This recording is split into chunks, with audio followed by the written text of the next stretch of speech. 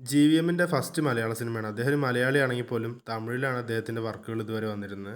2025 ജനുവരി 23 വന്ന സിനിമയാണ് Dominic and the lady purse. Megastar Mammukka നായകനായി അഭിനയിച്ച അദ്ദേഹത്തിൻ്റെ പ്രൊഡക്ഷൻ കമ്പനിയിൽ വന്ന സിനിമ. സിനിമയെക്കുറിച്ച് പറയുകയാണെങ്കിൽ അത്യാവശ്യം ഡീസൻറ്റ് ത്രില്ലർ പടം. ഒരു മിസ്റ്ററി ത്രില്ലർ എന്ന് പറയാം. ഈ സിനിമയിലെ ക്യാരക്ടർ വൈസ് നോക്കുകയാണെങ്കിൽ മമ്മൂക്കാൻ്റെ ക്യാരക്ടർ ഡൊമിനിക് എന്ന് പറഞ്ഞ മെയിൻ ലീഡ് റോള് അടിപൊളിയായിട്ട് ചെയ്ത് വെച്ചിട്ടുണ്ട്. കാരണം ആ ഒരു ക്യാരക്ടർ ആണെങ്കിലും ശരി, അദ്ദേഹത്തിൻ്റെ ഒരു ആറ്റിറ്റ്യൂഡ് ആണെങ്കിലും ഒക്കെ അടിപൊളിയാണ്. കൂടെ ഹെൽപ്പറായിട്ടൊരു സൈഡ് കിക്കായിട്ട് വരുന്ന നമ്മുടെ ഗോകുൽ സുരേഷും അടിപൊളിയായിട്ടുണ്ട്. അവരുടെ കോമ്പിനേഷൻ സീനൊക്കെ നല്ല വർക്കായി എനിക്ക്. ഈ സിനിമയുടെ മറ്റൊരു ഹൈലൈറ്റ് എന്ന് പറയുന്നത് ഇതിലൊരു ലേഡി ക്യാരക്ടർ ഉണ്ട്. അവരുടെ പെർഫോമൻസ് അടിപൊളിയായിരുന്നു. മെയിൻ ലീഡ് റോളാണ്. ആ ക്ലൈമാക്സ് ഒക്കെ എടുക്കുമ്പോൾ അത്യാവശ്യം ഡീസൻറ്റ് പെർഫോമൻസ് എനിക്ക് ഫീൽ ചെയ്തു.